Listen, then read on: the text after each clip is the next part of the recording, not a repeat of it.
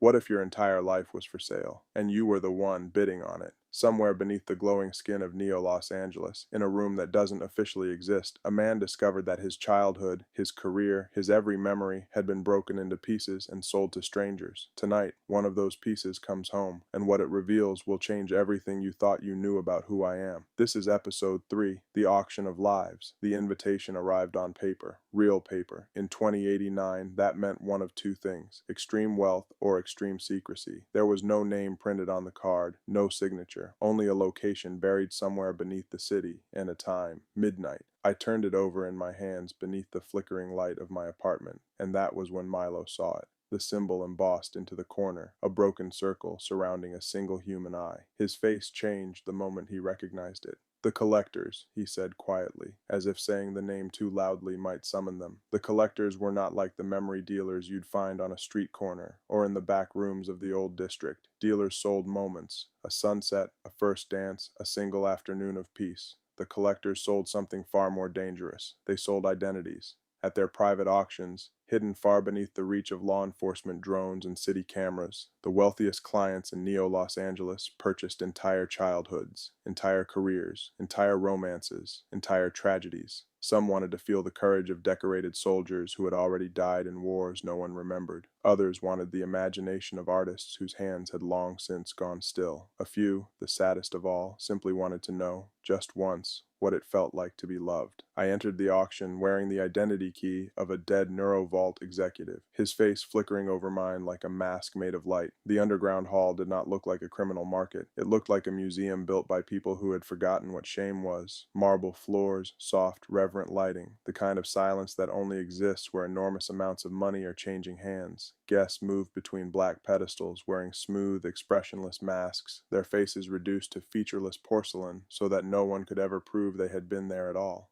Above each pedestal, memories floated like captured stars, shifting spheres of colored light, each one containing a fragment of a stolen life, pulsing softly as if it were still breathing. The auctioneer presented every lot as if it were rare art hanging in a gallery. No one was allowed to leave. "A first kiss beneath the Martian sky," the crowd murmured. "The final concert of the last human violinist." A hand rose, then another. 30 years of a mother's unconditional love. That memory sold for 12 million credits.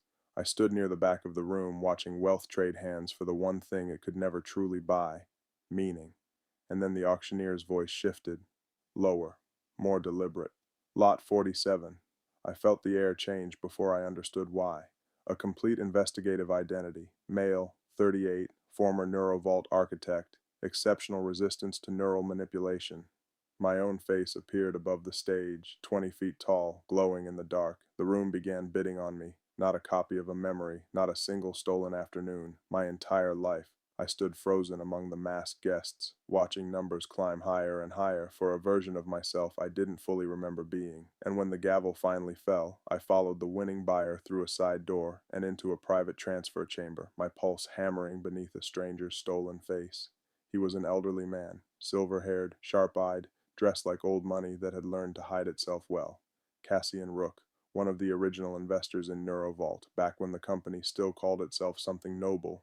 He removed his mask, and he smiled at me like he had been waiting years for this exact moment. "I wondered when you would come looking for yourself." Rook explained what I had spent 6 years trying to bury.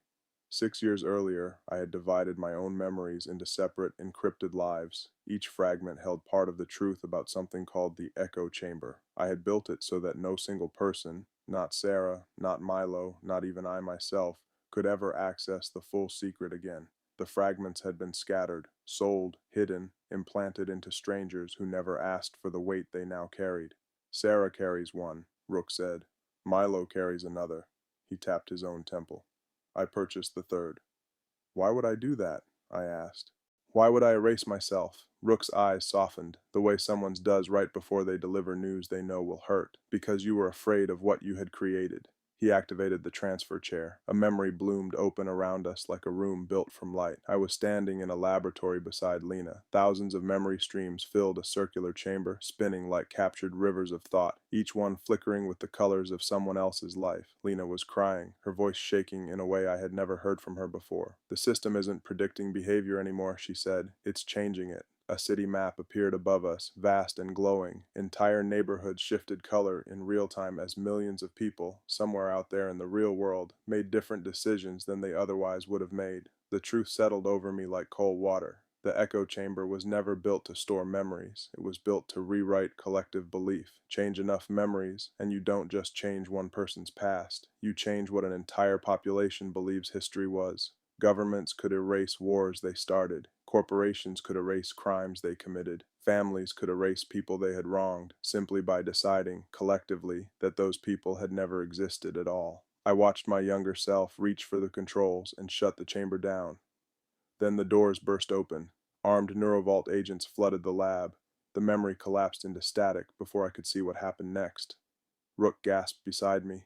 Blood ran freely from his nose, dripping onto the floor of the transfer chamber. Someone, somewhere, was deleting the memory while we were still standing inside it. Beyond the chamber walls, I could hear the auction hall erupting into chaos. Guests were screaming. Purchased identities were bleeding into one another. Decades of stolen lives colliding inside minds that were never meant to hold them. A billionaire dropped to his knees, remembering dying in 6 different wars he had never fought. A woman wandered the floor, calling out the names of children she had never given birth to. The collector's entire archive was being wiped in real time. Rook grabbed the front of my coat, his grip surprisingly strong for a dying man. They found the fragments. Who found them? I demanded. Who was doing this? He pressed something small and cold into my palm. A memory crystal, still warm from wherever it had been hidden against his skin. Your daughter. I stared at him, certain I had misheard. I don't have a daughter. Rook's expression shifted, from fear to something far more painful. Pity. That, he said quietly, is the first thing they made you forget. The auction hall went dark. When the emergency lights flickered back on, casting everything in a dim, bloodless red, Cassian Rook was already dead on the floor beside me. His final memory crystal remained warm in my hand, refusing to cool. Inside it was the image of a young woman, hazel eyes, identical to mine. She was standing before the entrance to the memory archive, and beside her, unmistakable, stood Lena Vale. If you've been with this story since episode 1, you already know that nothing in Neo-Los Angeles stays buried forever. A daughter I don't remember, a woman I thought I'd lost, and a truth someone is willing to kill to keep hidden. Episode 4 is coming, and it goes further than anything we've uncovered so far. Subscribe to the Memory Merchant so you don't miss it. Hit the like button if this story is pulling you in, and drop a comment below. Who do you think is really behind the echo chamber? I read every theory. See you in the next memory.